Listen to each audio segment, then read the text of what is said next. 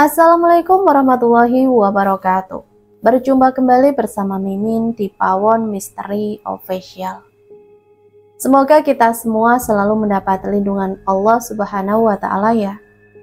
Diberikan nikmat sehat walafiat serta dimudahkan segala urusannya. Amin ya robbal alamin. Kesempatan kali ini Mimin akan melanjutkan cerita yang sebelumnya tentang wanita pemuja iblis. Ia melakukan perjanjian bahwa anak cucunya kelak akan menjadi tumbal, tetapi bukan tumbal nyawa, melainkan darah serta tubuhnya. Nah, seperti apa ceritanya? Mari kita mulai.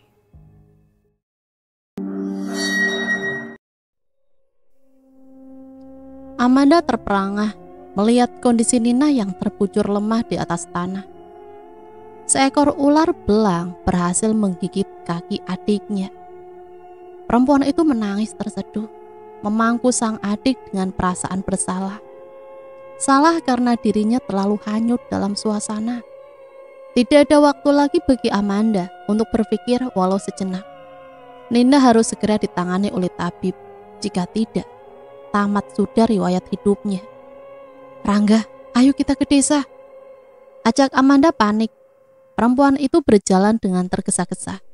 Melihat kaki mungil Nina mulai membiru. "Kak, panas kak." Lirih Nina menahan sakit. Bocah berambut hitam sebahu itu memejam. Keringat dingin mulai mengucur deras di tubuhnya. Perlahan tapi pasti, imun dalam tubuhnya menurun. Bisa ular itu mulai menyebar. Di tengah perjalanan, Amanda menurunkan tubuh Nina dalam pangkuannya. Lekas ia pun menyuruh Rangga untuk memangku Nina terlebih dahulu.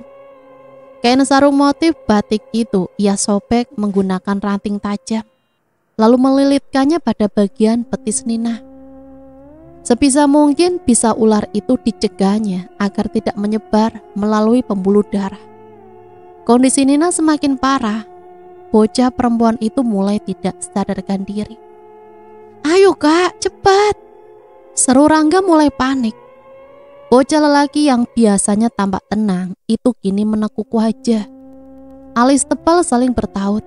Gigi putih yang tampak rapi itu terdengar bergemelutuk.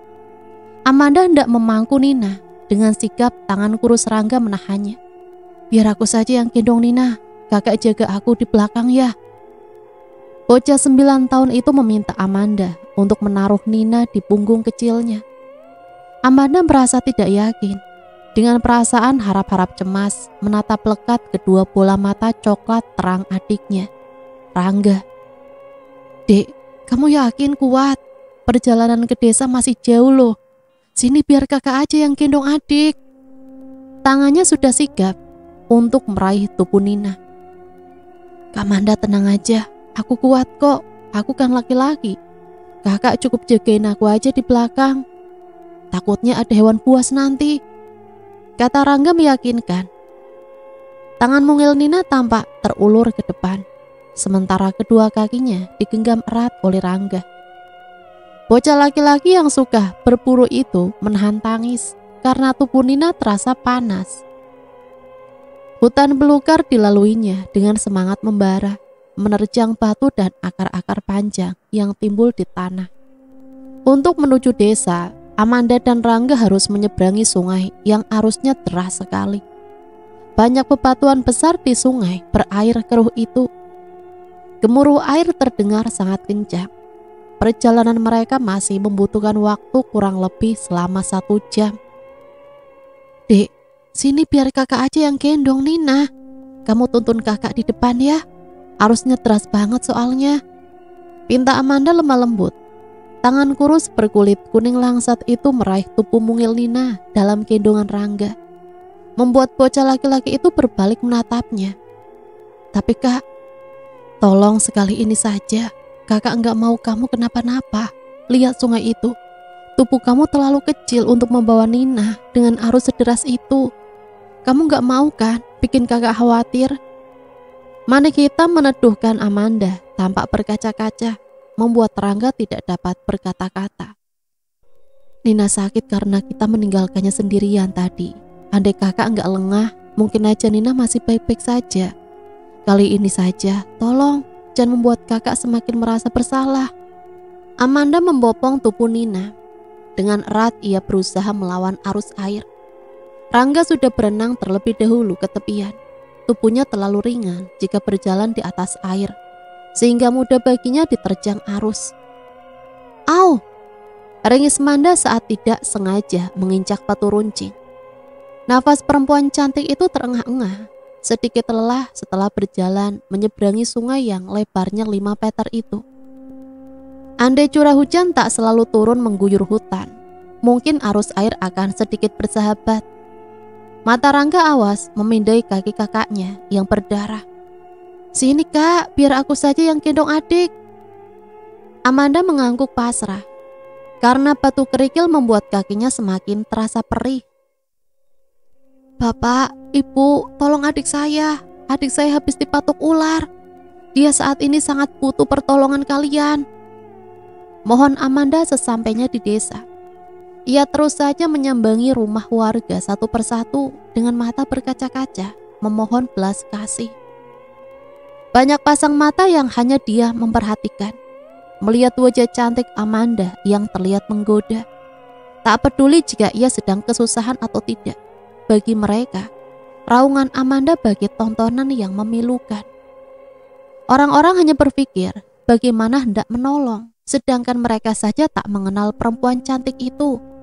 Mereka hanya tahu jika Amanda dan 2 adiknya sudah hidup bertahun-tahun di hutan pedalaman. Hai cantik, malang sekali nasibmu. Kalau menginginkan pertolongan secara cuma-cuma, bukan di sini tempatnya. Seorang lelaki berbadan besar menghadang langkah mereka. Bergegas tubuh Amanda menghalau Rangga di belakang. Ia memasang tubuhnya sendiri sebagai tameng. Apa mau kalian? Tangan kekar hitam itu dengan lancang mencolek dagu lancip Amanda. Lantas terkekeh sinis dengan pandangan menggoda. Hai cantik, kamu butuh pertolongan kah? Baiklah, akan kami tolong. Seringai licik perlahan terbit. Sungguh, mata indah itu tampak berbinar. Dengan antusias Amanda menyambutnya. Iya, tapi ada satu syarat. Lelaki bertubuh jangkung besar itu mengacungkan jari telunjuk di udara. Tentu saja, pertolongan yang akan mereka berikan tidak secara cuma-cuma. Apa itu? Berikan aku tubuhmu, maka adikmu akan selamat.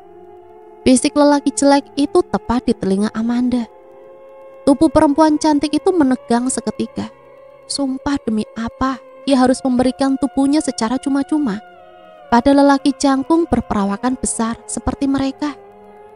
Ia bergidik ngeri membayangkan apa yang akan terjadi. Maaf, sudah mengganggu waktu kalian. Kalau begitu, saya permisi. Akan tetapi, jika mangsa sudah memasuki kandang buaya, tentu akan sulit untuk melepaskan diri, bukan? Lelaki itu tak ubahnya seperti buaya kelaparan. Tangannya membentang, tidak memberikan Amanda jalan. Sementara 2 lainnya membentuk formasi. Gadis itu dikepung oleh 3 pria berbadan kekar dan tinggi. Hai, jangan macam-macam kamu. Gadis itu menggigit bibir bagian bawah. Ekor matanya melirik Rangga yang berdiri di belakangnya. Berani sekali bocah itu, sehingga menantang 3 preman di sekitarnya. Dek, tolong tutup mulutmu jika tidak ingin mati di tangan mereka. Cicit Amanda cemas. Bukan aku, Kak. Amanda terperangah. Jika bukan Rangga, lantas siapa? Gadis itu memejam, seraya merutuk di dalam hati. Gawat. Terima kasih. Ucap Amanda menunduk. Perempuan cantik itu kini tengah terduduk di sebuah batu besar bersama kedua adiknya setelah ditolong seorang lelaki berjubah hitam. Di sekeliling mereka hanya ada hutan belantara yang ditumbuhi pohon-pohon liar. Tepat di hadapan mereka ada sungai dengan arus deras. Saat ini rasa canggung tengah meliputi Amanda. Dia tidak bisa bertatap muka dengan pria dewasa. meskipun terkadang dia memang membutuhkannya. Mereka hendak menyeberang, tetapi rasanya percuma karena ada 2 anak kecil di antara 2 orang dewasa. Untuk sesaat Amanda terlupa pada kondisi Nina yang semakin menggigil. Perempuan berambut hitam panjang itu kembali panik setelah merasakan tubuh Nina yang semakin tidak karu-karuan. Tuan, tolong saya. Cicitnya gelisah. Ia takut lelaki canggung itu akan berbuat macam-macam. Namun kali ini ia tidak memiliki pilihan. Kepala gadis itu menengadah. Manik indahnya menatap punggung lelaki berjubah dengan lekat, berharap si tuan menyahut. Kemarilah. Tangan kokoh lelaki itu terulur, tanpa banyak kata meminta Amanda meraih tangannya. Amanda merasa ragu untuk menerima. Ia gamang. Pikirannya semakin berkecamuk, bingung harus memilih Nina atau keselamatan dirinya sendiri. Saat tangan perempuan itu mulai menjulur, dengan cepat Rangga menginterupsikan. Tuan, biar saya saja, katanya menengahi. Tangan kokoh itu diterima dengan sedikit gemetar, agak ragu bercampur takut. Jangan takut dan peganglah tanganku dengan erat. Nona, kemarilah. Saya tidak akan menyakiti Anda. Ujar lelaki itu meyakinkan Rangga dan Amanda. Tangan kiri sudah digenggam oleh Rangga. Kini tinggal tangan kanannya saja. Lelaki itu masih dengan sabar menunggu balasan dari gadis di depannya. Sejenak Amanda tampak berpikir. Gadis itu menelan Salifah yang tercekah di kerongkongan. Lantas dengan ragu menghampiri lelaki yang berdiri 1 meter di depannya itu. Sedikit tertatih, perempuan itu merasakan kakinya teramat perih. Darah segar sudah mengering, menyisakan bau amis yang menguat. Pelan-pelan, kata lelaki itu memperingati. Setelah kedua tangannya digenggam oleh Rangga dan Amanda, di balik topeng secara samar ia melafalkan mantra. Amanda bingung, sementara Rangga hanya bergeming. Tak berselang lama, dalam hitungan detik keempatnya menghilang. Seperti dalam film, angin berembus cukup kencang, memperlihatkan sebuah kepulan asap hitam pekat. Dalam sekejap kepulan asap itu berubah menjadi sosok. Amanda dan kedua adiknya mendarat dengan selamat, ditemani si tuan berjubah di tengah-tengah mereka. Rangga, bocah lelaki itu tampak takjub dengan apa yang baru saja dilalui dirinya. Bukan hutan ataupun desa tempat biasa ia bersinggah. Kini ia dan kedua adiknya ada di sebuah pelataran rumah mewah. Tepat 10 meter dari jarak pandang, terdapat sebuah rumah mewah bercat putih. Pilar-pilar besar berdiri sebagai penyangga atap. Rumah itu terdiri dari 2 lantai. Mereka saat ini sedang berdiri di bawah pohon beringin yang rindang. Amanda merapat tengkuk leher yang sedikit merinding karena beringin sangat terkenal angker. Bau dupa menguar seiring dengan semilir angin berembus, meraba indera penciuman. Agak heran sekaligus takjub, Rangga dan Amanda tidak bergerak sejak 5 menit yang lalu. Keduanya masih merasa tidak percaya dengan apa yang baru saja terjadi, bahwa mereka melewati gerbang dimensi dan terdampar di pelataran rumah mewah. Tuan, gadis itu dibuat bingung karena tidak ada siapapun di belakangnya. Hanya ada pohon beringin tua yang sudah ditumbuhi akar-akar yang menjuntai panjang. Loh, kemana Tuan yang tadi? Tanyanya bingung. Amanda sedikit bergidik kala menatap langsung pohon beringin besar itu. Entah mengapa, suasananya itu menjadi mencekam. Lantas perempuan itu pun berbalik untuk menyadarkan Rangga bahwa si tuan yang sudah menyelamatkan mereka tidak ada di mana-mana. Dek, kamu lihat tuan berjubah tadi enggak? Kok enggak ada di belakang kita? Ia berharap adik laki-lakinya itu dapat memberi jawaban pasti. Namun gelengan dari Rangga membuatnya frustasi. Yang bener, Dek. Iya kak, dari tadi kita cuma bertiga kok. Setelah mengantar kita ke sini, dia langsung pergi entah kemana. Jawab Rangga santai. Bagi bocah laki-laki itu, hal yang penting sekarang adalah di mana mereka sekarang. Amanda mengerang frustasi. Ditatapnya wajah Nina yang terlihat pucat pasi. Ia bingung harus membawa adiknya kemana setelah ini. Jika tidak segera ditangani, maka tidak, itu tidak boleh terjadi. Gumamnya frustasi. Dek, ayo kita pergi dari tempat ini, ajak Amanda pada Rangga. Kemana, Kak? Bocah laki-laki itu mengadahkan kepalanya, menatap sang kakak dengan tatapan bingung. Pokoknya kita harus pergi, kemanapun itu. Tempat ini gak aman buat kita. Selangkah, 2 langkah, 3 langkah. Gadis itu berhenti saat sebuah tangan menepuk pundaknya. Amanda memejamkan mata, seraya menggigit bibir karena takut. Degup jantung yang berdetak cepat membuat pikirannya semakin kalut. Dek, di belakang kakak siapa? Rangga berbalik. Tidak lama kemudian matanya membelalak. Tubuh bocah itu menegang, lantas menunjuk sesosok wanita dengan tangan gemetar. Kakak, itu apa, Dek? Karena penasaran, perempuan itu kembali menekuk Salifah dan mengeratkan pelukannya pada tubuh Nina. Dengan kondisi Nina yang sekarat seperti itu, membuat Amanda tidak bisa berkutik. Lalu ia pun berbalik untuk memastikan tangan itu milik siapa. Setelahnya, gadis itu pun tersungkur ke tanah. Allahu Akbar! Kalian tidak apa-apa?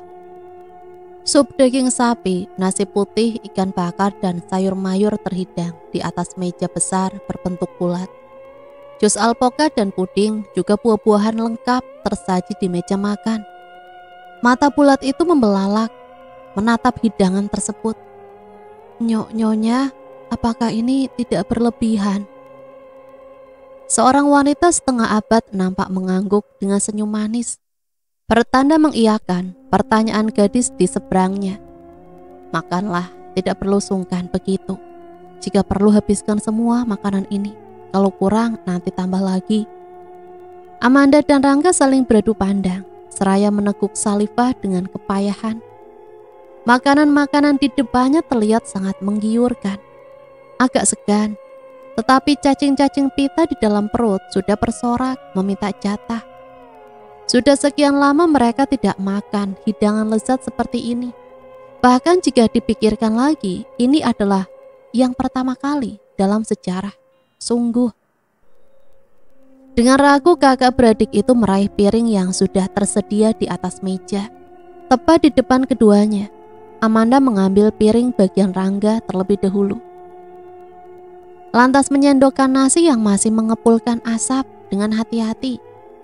Ia sangat yakin jika adiknya itu sudah menantikan momen itu sejak lama. Bisa makan makanan yang enak itu hal yang langka. Mengingat kehidupannya yang serba tidak ada. Amanda mengambilkan sup daging dan beberapa sayuran yang sudah ditumis. Aroma ikan gurami bakar mengundang selera gadis itu. Lantas ia mencubitnya sedikit untuk dia juga Rangga. Tidak lupa berdoa. Kakak beradik itu makan dengan lahap hingga nasi dalam piring tidak tersisa. Seolah senyum tercipta dari bibir merah karena gincu wanita itu. Sudah menjadi kebiasaan bagi Manda setelah makan langsung membersihkan perabotannya di dapur. Dengan mantap perempuan itu bertanya, seraya menunduk sopan. Permisi Nyonya, saya ingin bertanya di mana letak dapur? Oh, ada di sana. Wanita itu menunjuk sebuah pintu coklat yang menjulang tepat di belakang tangga. Amanda pun mengangguk, lantas menumpuk alat makan yang sudah digunakannya, juga Rangga, untuk dicuci dan dibersihkan di dapur. Loh, mau diapakan piring-piring itu? Mau saya bersihkannya, jawab Manda gugup. Gadis itu menunduk sopan, lantas berlalu menuju pintu yang tadi ditunjuk wanita tersebut. Tidak usah, duduklah. Biarkan piring-piring itu dibersihkan oleh Bi Ina, tegasnya. Dari nada suaranya saja sudah menghujam, apalagi jika mereka saling bertatap muka. Tapinya, Amanda, jangan membuat saya mengulangi kata-kata tadi. Duduk. Sontak perempuan cantik itu memejam dan takut. Amanda merasakan kedua gendang telinganya berdengung dan sakit.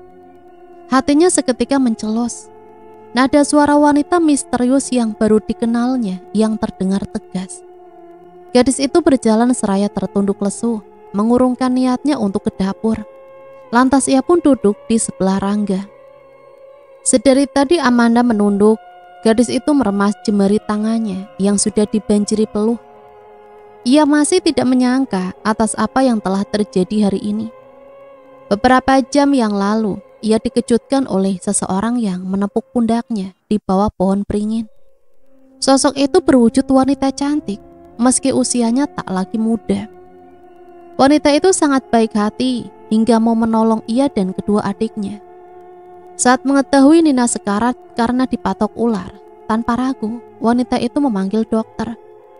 Saat dia mendengar cacing-cacing di perut keduanya berbunyi, tanpa mengucap sepatah kata, langsung memanggil para pelayan untuk memberikannya makanan lezat. Setelah mendapat makanan, tentu saja Amanda sangat berterima kasih atas segala kebaikan wanita itu. Namun ia dibuat bertanya-tanya saat hendak membersihkan alat-alat yang sudah digunakan. Wanita itu malah membentaknya. "Dek, apa kita pulang saja ya ke rumah? Tapi kakak nggak tahu sekarang kita di mana." "Nggak tahu kak, tapi bagaimana dengan Nina? Bukankah dia saat ini sedang dirawat oleh dokter?" Anggukan kepala dari sang kakak membuatnya bernafas lega. Meskipun hati bocah laki-laki itu turut mencelos saat orang lain membentak kakaknya. "Aku mau pulang, tapi Nina..." "Iya, kita benar-benar gak punya pilihan lain selain bertahan. Bertahan sedikit lagi ya dek. Setidaknya sampai keadaan Nina membaik." Amanda mengelus surai hitam Rangga dengan lembut. Bocah itu mengangguk dengan mata berkaca-kaca. Memang benar, saat ini keduanya tidak memiliki pilihan lain. Keduanya hanya bisa menunggu sampai keadaan Nina pulih kembali. Masih merenung dengan wajah murung, Murni duduk di sebuah kursi lipat, menatap tubuh putrinya yang terbaring lemah di ranjang rumah sakit. Wajah Saskia tampak pucat dengan selang infus dan oksigen yang terpasang di tubuhnya. Gadis itu dinyatakan koma pasca terjatuh dari lantai 2. Hal itu membuat Murni semakin dirundung rasa bersalah. "Murni, mau sampai kapan kamu seperti itu? Kamu lupa, hari ini hari apa?" Rukmini yang baru saja tiba ditemani oleh Hardi. Dengan tatapan bengis ia menghampiri putri semata wayangnya itu. Untuk sesaat menatap tubuh sang cucu yang terbaring koma. Netra yang dilapisi kacamata silinder berbentuk persegi dengan bingkai yang dilapis emas itu menatap tajam anaknya, Murni. Sesuai kesepakatan yang sudah berlaku secara turun-temurun, gadis yang sudah menikah saat usianya genap 15 tahun dan sudah melakukan penyerahan diri dengan mengorbankan darah perawan harus melakukan ritual setiap malam Jumat Kliwon dan Rabu Legi. Itu adalah resiko yang harus diterima Murni sebagai seorang tumbal. Meski bukan dengan nyawa taruhannya, melainkan darah dan tubuhnya sendiri. "Bu, aku mohon, sekali ini saja. Izinkan aku berhenti, sekali ini saja. Lihat anakku, Bu, putriku satu-satunya. Karena siapa dia jadi terbaring lemah seperti ini?" Geram Murni pada ibunya. Wanita tua yang sudah ditumbuhi uban di rambutnya itu tersenyum sinis. Rukmini memicing, tidak sedikit pun mengiba saat putri semata wayangnya memelas. "Itu sudah menjadi resiko untukmu, Murni. Ibu gak peduli dengan air matamu itu. Pulang jika nyawa anakmu tak ingin melayang." Suara Rukmini mulai meninggi. "Jangan pernah lupakan jika kita memiliki perjanjian dengan mereka. Berhenti mengeluh dan lakukan apa yang ibu suruh. Soal Zaskia, kamu tenang saja. Nanti ibu suruh Bejo dan Bi Ijah untuk menjaga dia." Murni mengepalkan jemari tangan dengan erat. Wanita itu tak kuasa menahan tangis saat mendengar kata-kata yang terlontar dari mulut ibunya. Demi harta, seorang ibu rela mengorbankan anaknya sendiri. Dasar manusia tak berhati. Murni mengumpat di dalam hati. "Bu, Saskia itu anakku. Kamu juga anakku, Murni. Rahang tegas wanita tua itu tampak mengeras. Otot-otot di lehernya semakin jelas terlihat. Gigi putihnya pun terdengar berkemelutuk. Rukmini menatap Murni dengan tajam. Ia tampak seperti ibu singa yang sedang mengaum. Sungguh mengerikan. Murni tak gentar, ia tetap kukuh pada pendiriannya. Apapun resikonya yang akan ia terima, itu sudah menjadi konsekuensi karena sudah melanggar peraturan yang ada. Bu, jika memang benar aku anakmu, kau tak akan tega kan mengorbankan aku sebagai tumbal pada malam itu? Sentaknya geram. Murni merasa tak kuasa jika terus-terusan dipaksa untuk bersabar. Sungguh, selama ini ia cukup merasa tertekan. Nafas wanita cantik itu tampak terengah-engah. Terlihat dari dadanya yang naik turun dengan cepat. Rukmini terkekeh. Kalau kamu ingin terbebas dari belenggu itu, maka lepaskan Saskia. Ibu tahu, kamu kan yang menahan jiwanya. Kamu sengaja ingin membuat anakmu sendiri menderita. Jiwanya sedang terbelenggu di sana. Murni tampak gelagapan mendengar itu. Matanya membulat dengan sempurna.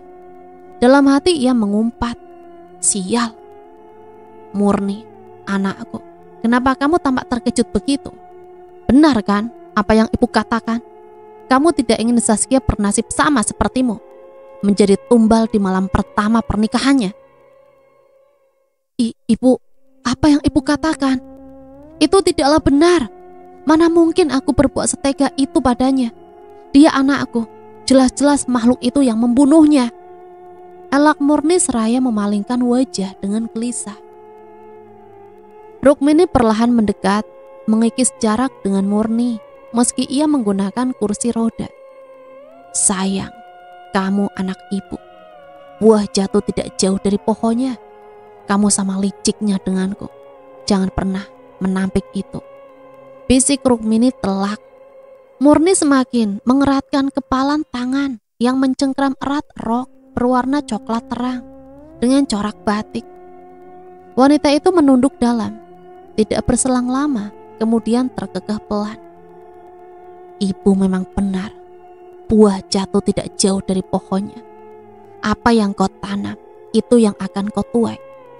Ibu, jangan pernah lupa jika aku membencimu. Jika dengan mengorbankan Saskia dapat menghancurkan hidupmu, itu tak masalah bagiku. Lagian, anak itu sudah seharusnya dijadikan tumbal. Benar kan ibu? Balas Murni sinis. Tampaknya perseteruan ibu dan anak itu sangat sengit. Terlihat dari tatapan mereka yang memancarkan aura permusuhan. Dalam sekejap, Rukmini terbahak-bahak dengan tangan berpangku pada kursi roda.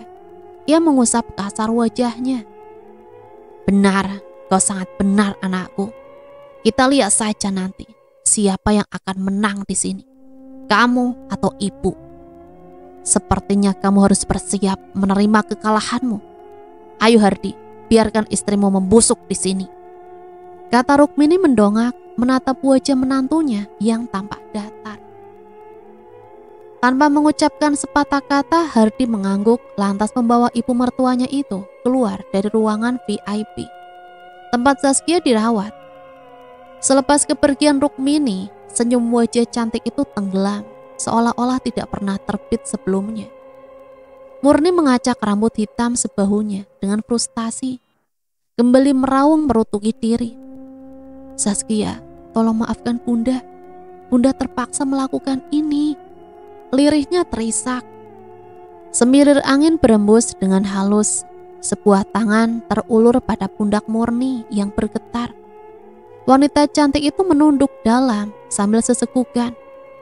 Rasa bersalah semakin menggunung di dalam hati. Wanita itu bersumpah tidak akan memaafkan dirinya sendiri. Karena ego, semuanya menjadi kacau balau begini. Saskia, tolong maafkan Bunda. Lirihnya lagi, seraya menggenggam erat tangan dingin Saskia. Bunda, Murni mendongak dengan mata membelalak. Suara lirih seorang perempuan membuatnya bergidik.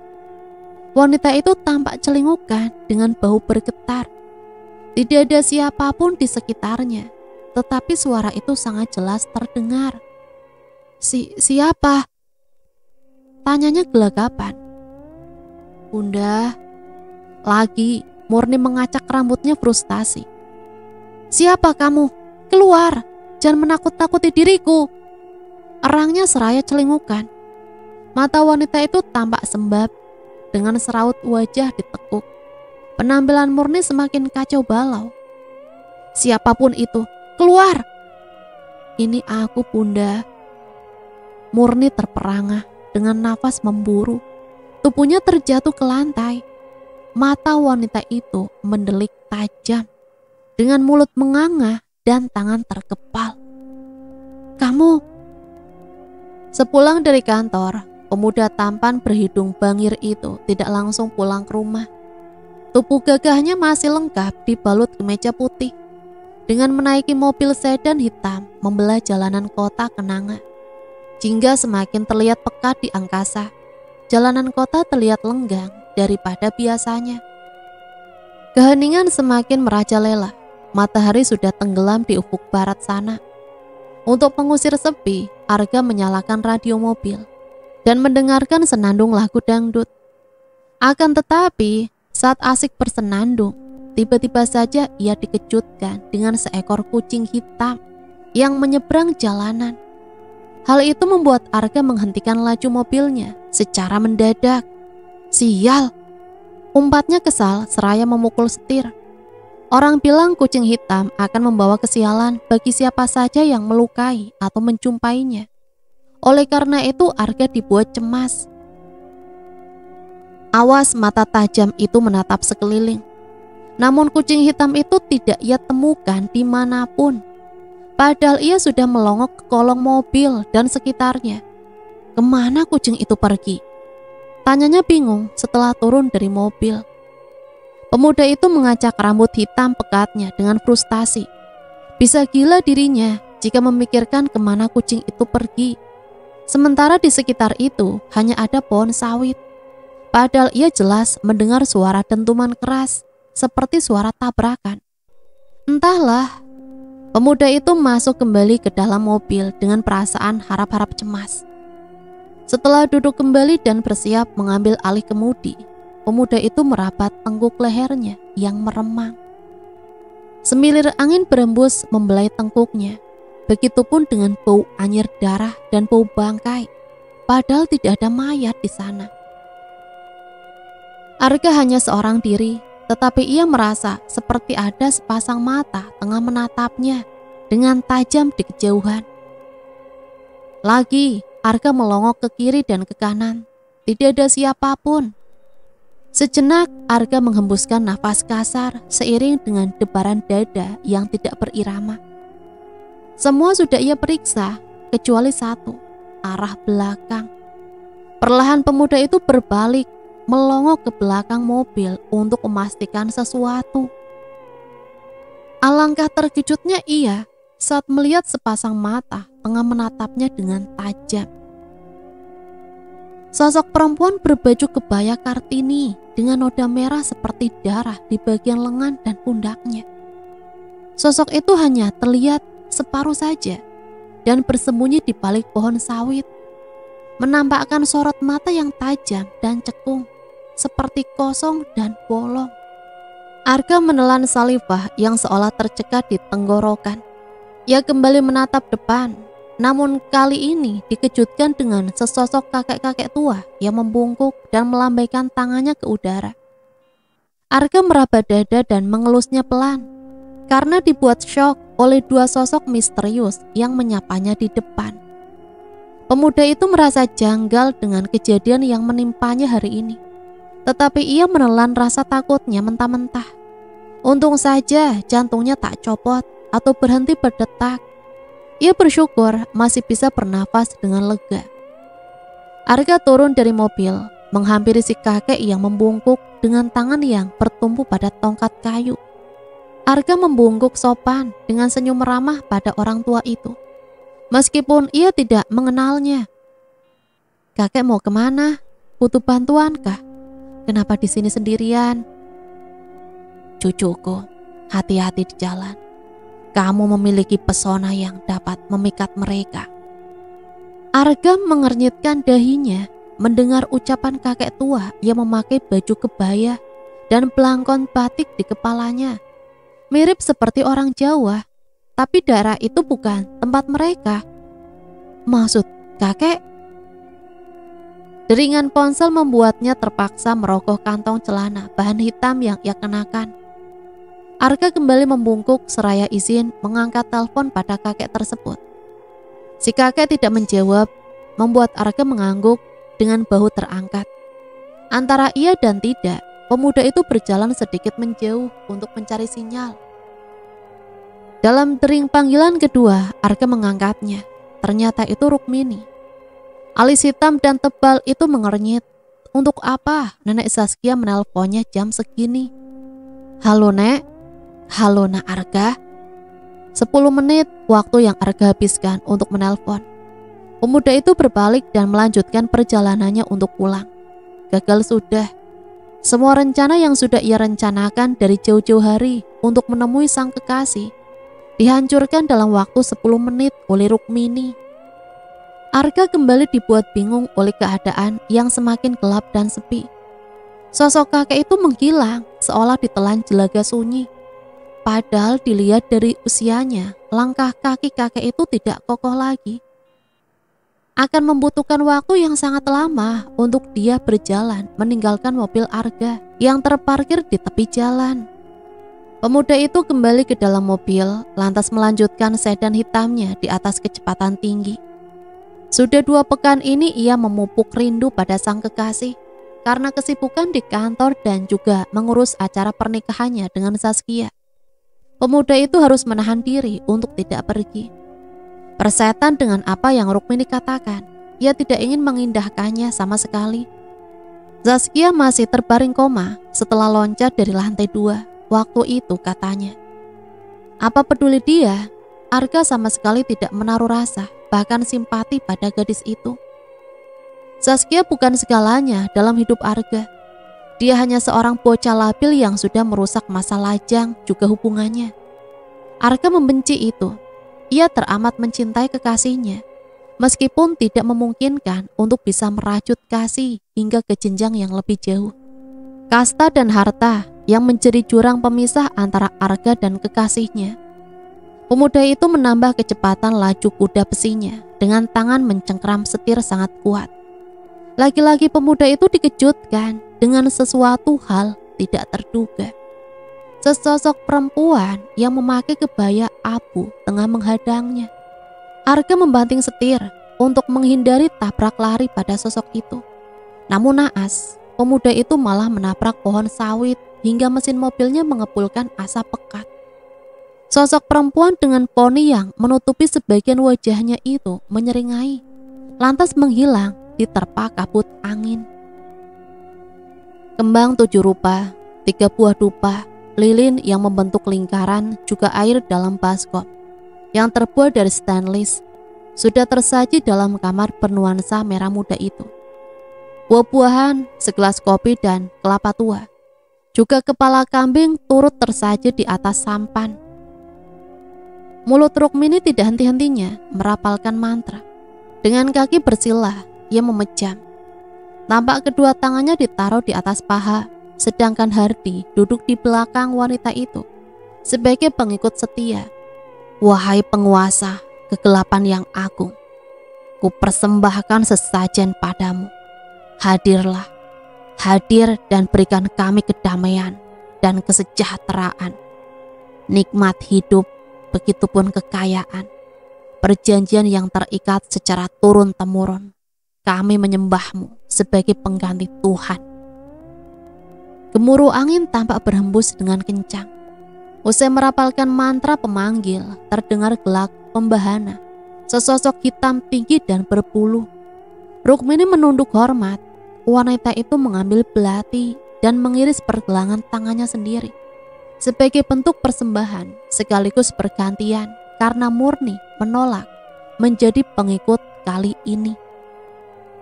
Dasar manusia bodoh. Di mana pengantinku? Mengapa dia tak ada di sini? Suara berat dan nyaring makhluk itu menggelegar di udara. Angin bertiup semakin kencang. Ranjang yang dihiasi kain putih itu pun terguncang. Rukmini melipat tangannya di udara. Dengan mata terpejam, memohonkan ampunan. Duhai sang penguasa kegelapan yang agung, tolong ampuni hamba. Sosok itu berubah semakin beringas. Ia mengaum dengan keram. Bulu hitam yang lebat, kuku-kukunya yang panjang, dan mata merah menyala. Seisi kamar dan persembahan yang Rukmini serahkan dibuatnya tunggang langgang. Lilin-lilin yang menyala mengelilingi tubuhnya padam, menyisakan kegelapan yang mencekam. Perlahan tubuh Rukmini terangkat. Dengan puas, tangan berkuku panjang dan berbulu hitam itu mencekik leher Rukmini. Berikan aku darah anak darahmu, jika kau ingin ku ampuni. Dengan tergagap Rukmini mengangguk. Sorot matanya pun perlahan meredup. Akan ku berikan apapun asal engkau mengampuniku. Sosok itu membanting Rukmini cukup keras.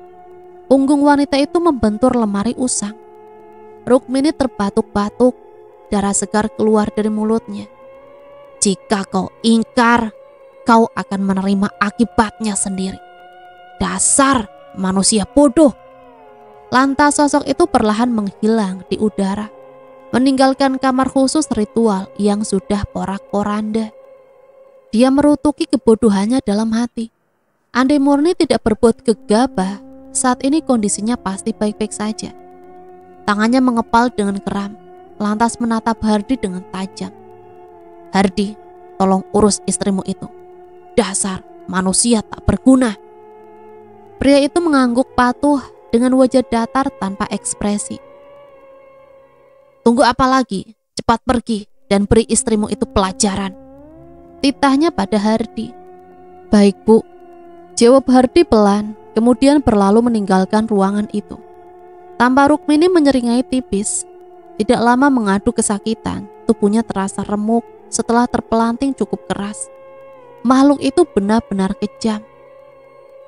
Zaskia, anakku. Lirih murni parau dengan mata berkaca-kaca. Dengan bau bergetar, wanita itu menatap sebuah sosok yang menyerupai Zaskia. Ia hendak meraih sosok itu meski sedikit takut, tetapi dalam sekejap, sosok wanita menghilang di udara. Seiring dengan deru angin dan suara keran di dalam kamar mandi yang tiba-tiba menyala. Wanita itu lantas berdiri seraya celingukan. Zaskia, kamu di mana, nak? Tanyanya kebingungan. Terdengar derit engsel pintu. Murni menatap kamar mandi berukuran 2 x 1 meter persegi itu dengan lekap. Tanpa air keran di atas wastafel mengucur. Kok nyala sendiri? Lantas ia pun berjalan pelan, kemudian menutup keran secara perlahan. Kebetulan ada cermin berbentuk oval di dalam kamar mandi itu. Murni menatap pantulan dirinya yang tampak kacau tak beraturan. Mata sembab dengan kantong mata mengendur dan mulai menghitam karena kurang istirahat. Juga rambut hitam sebahu yang tampak semrawut. Wanita itu kembali menyalakan keran, hendak membasuh muka yang terasa lengket sehabis menangis. Namun, ada yang terasa janggal di sini. Keran tiba-tiba saja macet, membuat wanita itu kesusahan membukanya. Setelah 10 kali dicoba, tetapi hasilnya tetap nihil. Wanita itu mengedikkan bahu, lantas menengadah menatap pantulan dirinya di cermin. Murni membelalakan mata seiring dengan degupan dada yang berdebar tak berirama. Kala melihat tulisan bertinta merah menyala seperti darah di cermin. Tolong aku, Bunda. Nafas Murni terengah-engah. Wanita cantik itu segera berlari meninggalkan kamar mandi dan menutup pintu secara kasar. Kepalanya melongok ke arah ranjang, tetapi tak menemukan Zaskia di sana. Zaskia! Ia melihat Zaskia berdiri menghadap jendela dengan kaki yang berdiri kokoh tanpa selang infus atau apapun itu.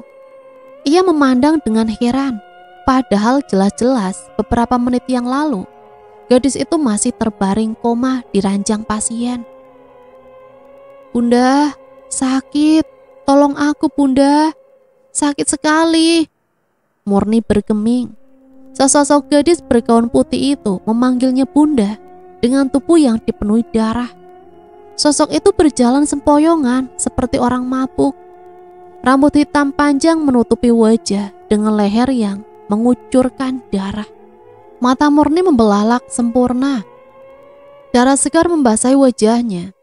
Tubuh wanita itu terpaku pada sosok menyeramkan yang menyerupai putrinya. Dengan perlinang air mata, matanya menggelap. Seiring dengan debaran dada yang seolah berhenti terpompa. Wanita itu luruh di lantai, seiring dengan nafas yang tercekat di tenggorokan. "Astagfirullahaladzim!" Murni terperangah dengan nafas terengah-engah. Wanita itu meraba leher yang sudah basah dibanjiri peluh. Kemudian atensinya teralih pada Saskia yang terbujur lemah. Wanita itu menghela nafas berat antara lega dan takut, karena pada dasarnya ia masih tidak mempercayai jika yang baru saja ia alami hanyalah mimpi. Sumpah demi apa yang tadi itu seperti nyata. Murni menelan ludah dengan susah payah. Wanita itu menatap plafon rumah sakit. Tidak lama kemudian kembali membelalak dengan nafas tercekat. Tanpa ada sesosok wanita menggantung dengan rambut menjuntai ke lantai. Bola mata besar dan mulut yang menganga lebar. Bau busuk menguar dengan darah yang menetes tepat di wajah wanita itu. Murni menjerit histeris, sementara sosok itu malah terkikik dengan suara melengking dan berdengung memenuhi ruangan. Tidak lama kemudian, Murni terjatuh di atas kursi dan tidak sadarkan diri. Arga melenguh saat seberkas cahaya menyerang kornea. Pemuda itu mengerjap seraya memegang kepala yang terasa berdenyut. Ia bangkit di sebuah pembaringan kayu yang keras dan dingin, lalu menatap sekeliling dengan bingung. Di mana aku sekarang? Seorang perempuan muda dan cantik datang dari arah dapur dengan segelas air putih di tangan. Ia menaruh gelas itu di atas meja yang terletak persis di depan Arga. Perempuan itu berdiri dengan jarak 1 meter dari tempat duduk Arga. "Silakan diminum dulu airnya, Tuan." Sejenak Arga memijit kening yang terasa pening. Lantas ia pun memindai sekeliling. Sebuah bangku panjang yang terbuat dari bambu tengah ia duduki. Di depannya ada meja persegi yang terbuat dari kayu jati dan sebuah lemari antik tampak terpajang di pojok ruangan. Pandangan Arga terhenti pada gadis cantik yang berdiri di depannya. "Kamu siapa? Aku di mana? Tempat apa ini?" tanyanya beruntun. Perempuan itu tersenyum canggung. Ia pun merasa bingung harus menjawab apa dan bagaimana. Terdengar helaan berat dari gadis cantik berambut dikepang 2 itu. Ia mengenakan kaos lengan pendek berwarna biru langit yang dipadukan dengan rok hitam selutut. "Aku Rania, anaknya Pak Burhan." "Pak Burhan? Siapa pula Pak Burhan? Mendengar namanya saja ia tak pernah." Tatapan tajam dari pemuda berlesung pipi itu seolah mencecarnya dengan berbagai pertanyaan. Hal itu membuat Rania semakin tidak karu-karuan, antara canggung, malu, sekaligus bingung. "Iya Pak Burhan, orang yang sudah menolong sampean," jawabnya sopan. Arga menunduk, mata hitam pekat itu menatap lantai yang terbuat dari adukan semen tanpa keramik.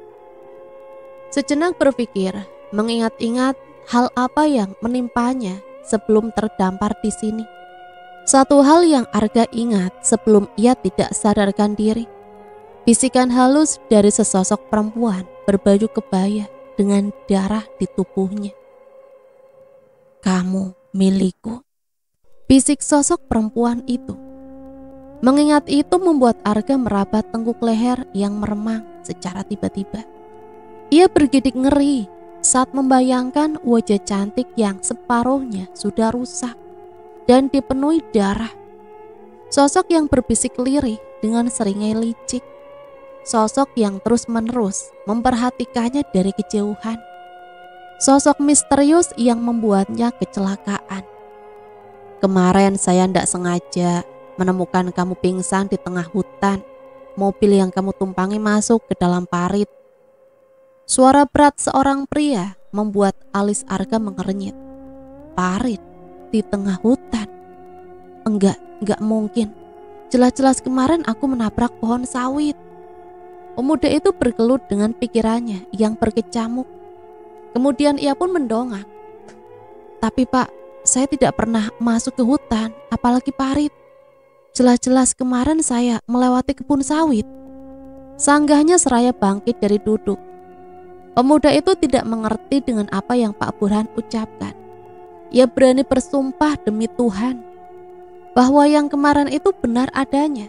Ia hanya melewati jalan terjal dan curang dengan kebun sawit di sekitarnya. Wahai anak muda, di sini tidak ada kebun sawit. Di sekitar kami hanya ada kebun karet. Jika kamu tidak percaya, mari ikut Bapak ke sana, ucap pria parubaya berbadan tambun itu. Pak Burhan baru saja kembali dari ladang. Kemarin ia menemukan Arga di hutan sepulang dari desa seberang. Di sana tidak ada jalan yang dapat dilalui oleh kendaraan beroda 4. Entah bagaimana caranya, mobil bisa masuk ke daerah yang sulit dijangkau itu. Silakan duduk kembali. Arga menghela nafas panjang. Dengan kepala menengadah menatap langit-langit yang terbuat dari anyaman bambu. Ia mengepalkan tangan. Tahan, sabar. Ia harus menggali satu informasi sebelum benar-benar pergi dari tempat ini. Ia pun mengangguk lantas kembali duduk. Anak muda, ini punyamu kan? Tanya Pak Burhan seraya menyodorkan cincin batu giok. Mata pemuda itu membelalak, lantas menatap Pak Burhan penuh selidik. Pandangannya seolah-olah mengatakan, Anda mendapatkannya dari mana? Pak Burhan menepuk tangan Rania, meminta gadis itu membuatkannya minuman. Gadis itu mengangguk patuh, lantas berlalu menuju dapur. Bapak menemukan itu terjatuh dari saku celanamu. Barangkali itu barang penting. Cincin batu giok ini tak sembarangan orang dapat memilikinya, kata Pak Burhan menyerahkan cincin permata berwarna hijau itu. Arga menerimanya dengan ragu, sedikit bingung dan bertanya-tanya. Cincin ini mengapa ada di sini? Cincin ini sangat berharga dalam hidupnya, karena cincin itu diberikan langsung oleh Amanda, kekasihnya. Iya Pak, ini cincin pemberian kekasih saya, jawab Arga seraya mengelus-elus cincin itu penuh kasih. Pak Burhan mengangguk, namun matanya sedikit memicing melihat cincin itu. Meski tampak biasa, cincin itu memiliki aura yang berbeda. Terdapat kekuatan magis di dalamnya. Gumamnya pelan. Apa Pak? Arga mencoba menajamkan indera pendengarannya. Ah, tidak. Pak Burhan memalingkan muka. Silakan Pak, emasnya juga, kata Rania mempersilahkan. Gadis itu datang dari dapur dengan 2 cangkir kopi hitam dan sepiring pisang goreng. Silahkan nak, ucap Pak Burhan. Ah iya, terima kasih. Arga mengangguk pelan. Manik hitam legam itu menatap sepiring pisang goreng hangat yang tampak menggiurkan. Tidak biasanya ia begini. Secangkir kopi hitam tidak pernah ditekuknya sama sekali. Namun kali ini pengecualian. Arga menerima kudapan pagi itu dengan senyum merekah. Hidangan sederhana tetapi indah dan nikmat untuk dirasa. Sejenak ia lupa pada kekayaan yang selama ini membuainya. Begini saja sudah cukup membuatnya senang. Benar kata orang, kebahagiaan tidak dapat diukur dengan kekayaan. Hanya ditemani secangkir kopi, sepiring pisang goreng, dan teman berbincang. Seraya menikmati kudapan, Pak Burhan menceritakan secara detail kejadian yang ia lihat saat menemukan Arga terkapar di tengah hutan, tepatnya pinggiran parit. Mobil sedan yang ia gunakan hangus terbakar. Tidak ada telepon ataupun kartu identitas. Hanya Arga berselimutkan dingin di tengah jelaga. Pemuda itu semakin bertanya-tanya, kalau bukan kebun sawit, lantas apa? Mengapa ia bertemu dengan sesosok kakek yang memperingatkannya di sana? Juga sesosok wanita yang mengincarnya. Arga menceritakan apa yang ia lihat secara terus terang. Hal itu membuat Pak Burhan tersedak dan terbatuk-batuk. Setelah mendengar duduk perkaranya secara terperinci, lantas ia pun menjawab, "Kakek yang kamu lihat itu bukan manusia biasa. Kakek yang memakai belangkon dan tongkat kepala naga itu adalah penunggu asli hutan larangan." Pemuda itu hanya diam menyimak. Terus terang ia merasa bingung. Kejadian demi kejadian yang menimpanya belakangan ini sungguh di luar nalar. Lalu bagaimana dengan cincin ini? Tanya Arga menunjuk cincin yang sudah melingkar di jari manisnya. Pak Burhan tidak menjawab. Pria parubaya itu memilih berjalan ke arah dapur, meninggalkan Arga dan Rania yang duduk terdiam di ruang tengah. "Maafkan Bapak, Mas, beliau memang begitu, tidak suka disinggung jika menyangkut dunia mereka," ujar Rania memecah keheningan. Arga menghembuskan nafas berat. Semakin dipikirkan secara logika, semakin pusing ia dibuatnya. Ibarat sudah jatuh tertimpa tangga pula.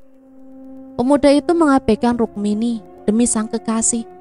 Namun nyatanya ia malah terdampar di suatu tempat yang antah berantah.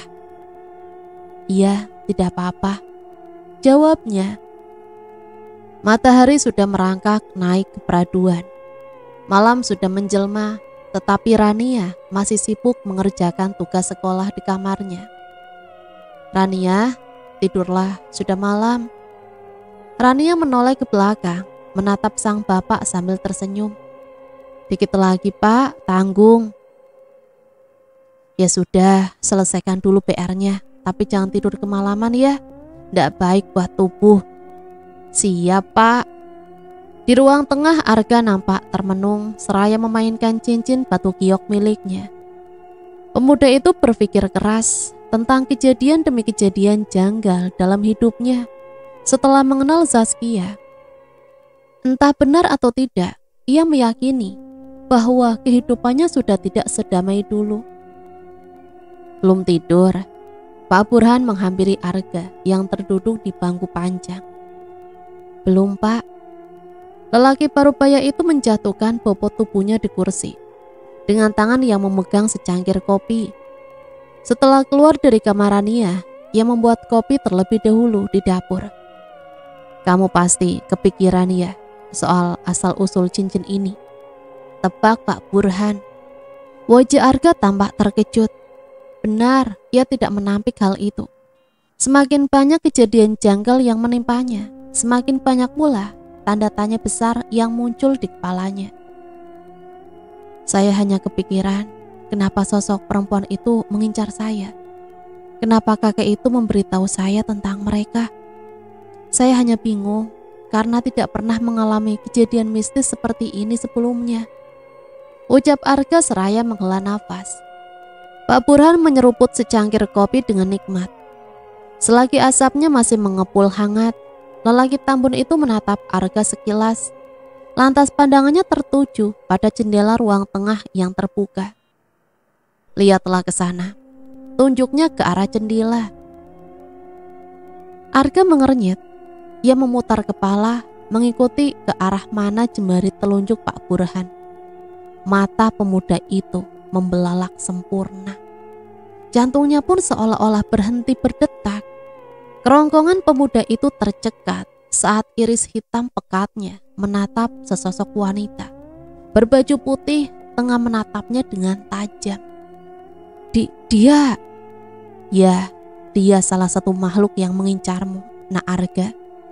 Apa yang dikatakan kakek itu tidak salah. Kamu memiliki pesona yang mampu memikat mereka. Jelas Pak Burhan datar. Lelaki parubaya itu tampak tenang, meskipun ada makhluk dari dunia lain yang menatapnya dengan tajam. Sesosok berbaju putih dengan mata merah menyala, rambut terjuntai panjang, dan kuku-kuku hitam panjang yang siap mencengkram. Sosok itu ongkang-ongkang kaki di atas pohon rambutan di samping rumah Pak Burhan. Bagaimana jika dia... Tenanglah Arga, dia tidak akan menyakitimu selama kamu tetap berada di rumah ini. Rumah ini sudah saya pagari, jadi mereka tak bisa bergerak bebas dan menerobos masuk ke sini. Arga berbalik menatap Pak Burhan, sedikit terheran karena lelaki di hadapannya itu tampak tenang-tenang saja. Padahal makhluk itu. Arga menelan ludah dengan kasar. Kenapa melihat saya begitu? Pak Burhan terkekeh pelan melihatnya. Ekspresi Arga terlalu kaku dan tegang. Tenanglah, saya bukan orang jahat. Bukan begitu maksud saya, Pak. Ya, memang sih. Berhadapan dengan mereka itu bukanlah sesuatu yang menyenangkan. Ada kalanya kita merasa takut dan ingin lari sejauh mungkin. Menghindari mereka mungkin lebih baik. Tapi Arga... Pak Burhan menarik nafas panjang untuk memberi jeda. Arga diam menyimak. Sesekali ia tampak mengangguk dengan kedua tangan bertumpu pada paha. Tuhan sudah menciptakan langit dan bumi, menciptakan manusia dan iblis, juga sebangsanya. Untuk apa? Agar kita bisa hidup berdampingan dengan mereka. Meskipun hidup di alam yang berbeda, tapi manusia terkadang naif, sehingga mudah untuk ditipu daya oleh mereka, padahal derajat kita lebih tinggi. Entah apa maksud Pak Burhan menjelaskan tentang dua kehidupan seperti itu. Namun yang pasti, Arga dapat menyimpulkan satu hal. Sebodoh-bodohnya manusia, lebih bodoh lagi jika mau diperbudak oleh mereka. Sekalinya masuk ke dalam lingkaran setan, manusia akan sulit terlepas dari belenggu itu. Arga teringat pada Rukmini. Wanita itu salah satu manusia bodoh yang mau diperdaya oleh iblis hanya karena harta. Ia sangat ingat betul bagaimana dirinya merampas ciuman pertama Zaskia secara paksa. Saat ciuman yang ia rampas itu benar-benar di luar kendali. Ia juga ingat betul bagaimana Zaskia menjatuhkan dirinya di lantai 2. Ada sesosok wanita bergaun putih yang menyeringai licik di atas balkon. Saat Arga mendongak ke atas, sosok itu sempat bertatap muka dengannya. Mengingat itu membuat bulu kuduk Arga kembali meremang. Apa artinya jika manusia menyembah iblis untuk mendapat kekayaan? Tanyanya penuh selidik. Pak Burhan berdehem singkat. Suara berat lelaki itu seolah-olah tercekat. Pandangannya tertuju ke arah jendela ruangan yang terbuka. Ia berjalan mengitari kursi yang diduduki Arga. Lantas berjalan menuju jendela. Matanya terfokus pada makhluk-makhluk tak kasat mata yang berdatangan ke rumahnya. 1, 2, 3, sampai 5. Satu wanita berbaju putih di atas pohon rambutan. Sesosok hitam berbulu lebat, bertaring dengan mata merah menyala, berdiri di bawah pohon beringin. Bocah lelaki dengan kepala botak yang melongok ke jendela. Sesosok pocong dan makhluk tanpa kepala. Pergilah dari sini, ini bukan tempatmu. Pak Burhan menutup jendela dengan kasar, seiring dengan hembusan angin yang bertiup kencang. Lelaki itu menghela nafas panjang sambil mengelus dada. Sesak. Sesungguhnya ia merasa muak setiap kali melihat sosok mereka yang bermacam-macam bentuk. Arga, tidurlah. Tidak baik tidur terlalu larut, karena ini jamnya mereka. Terang Pak Burhan seraya berjalan menuju kamarnya. Alis tebal pemuda itu bertaut. Ia semakin dibuat bingung dengan sikap Pak Burhan yang mudah sekali berubah. Ia sempat melihat wajah lelaki itu, tampak masam dan datar. Pak Burhan meninggalkannya sendirian setelah melihat mereka berkerumun di sekitar rumahnya. Arga memicit pangkal hidungnya yang mancung, pusing. Ia bingung harus berbuat apa agar mereka berhenti mengikutinya.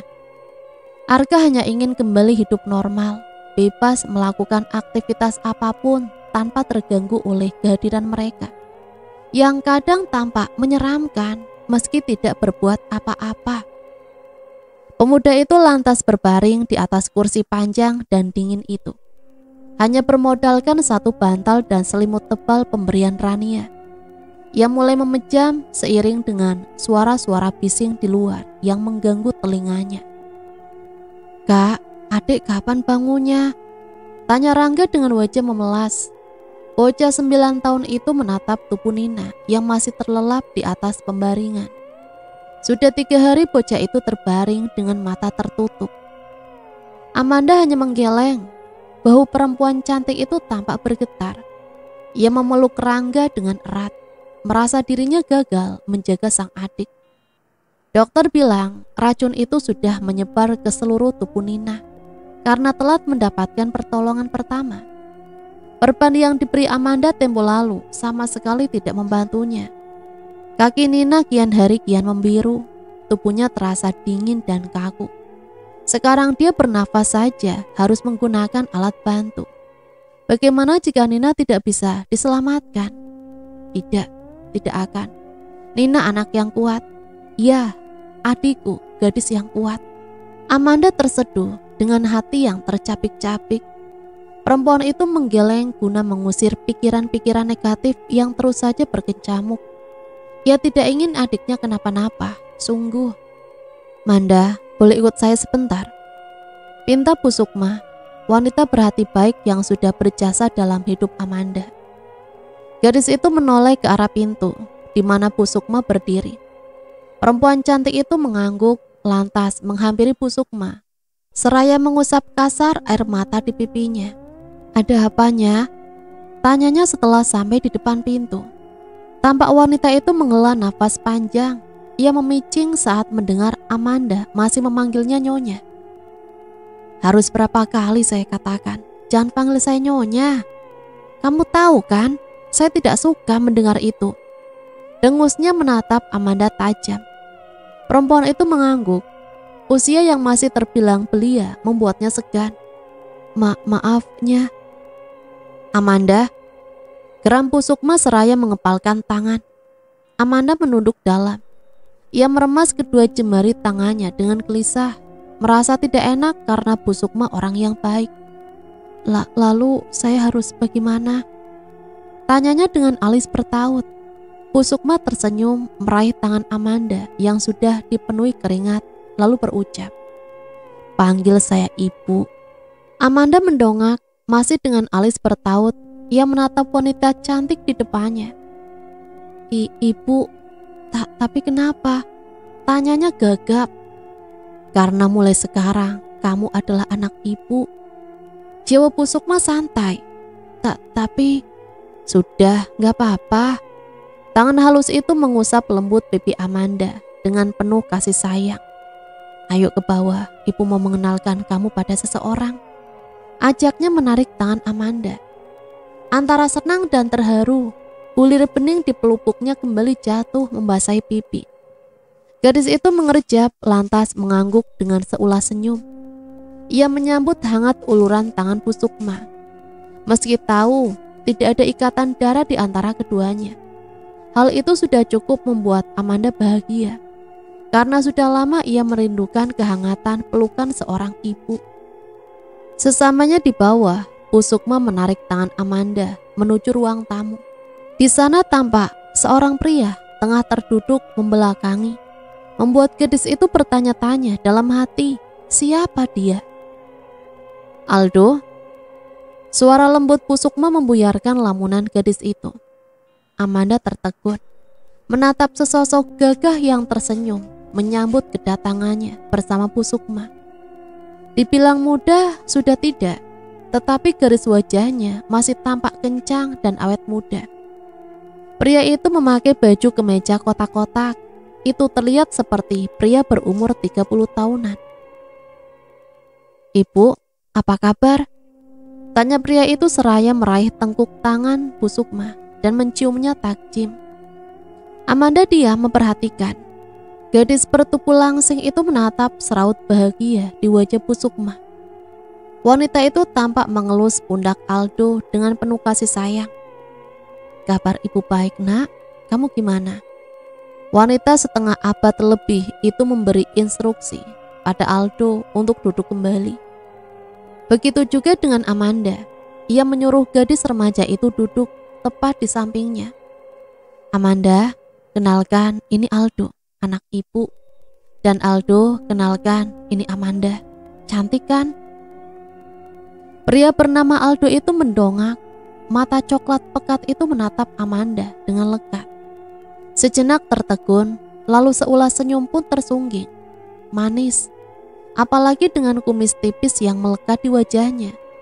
Pria berkulit sawo matang itu pun mengangguk lalu menjawab, "Iya Bu, sangat cantik."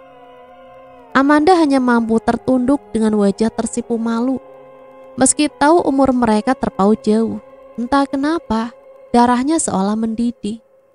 Hati yang selalu hampa itu tiba-tiba bergetar.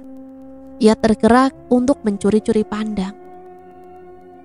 "Amanda, sebenarnya ibu menyuruhmu ke sini untuk membicarakan sesuatu." Wajah berseri Bu Sukma tiba-tiba ditekuk. Ia menatap Amanda dengan serius. Lantas ia pun menggenggam tangan Amanda dengan erat. "Amanda, kamu mau kan jadi menantu ibu?"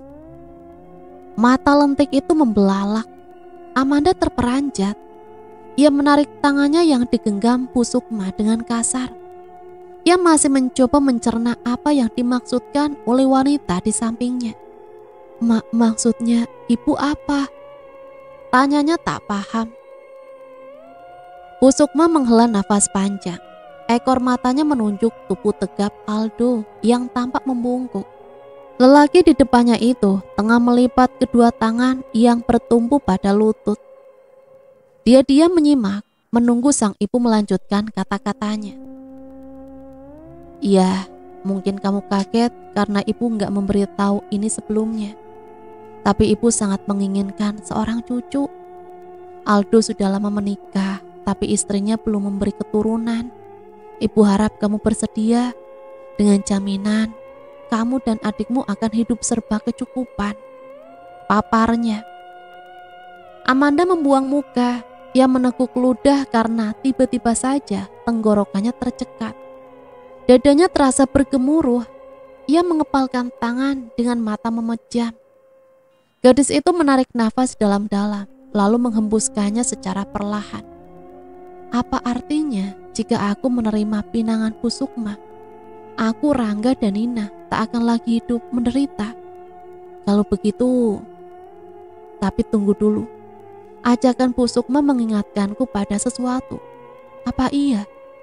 Oh iya, surat edaran yang kutemukan di pasar waktu itu. Rasa-rasanya isi selembaran itu juga berisi ajakan menikah karena keturunan dengan jaminan hidup mewah. Apa artinya itu? Amanda menengadah dengan perasaan gundah. Sebelumnya ia menarik nafas gusar, lalu menatap Bu Sukma dan Aldo secara bergantian.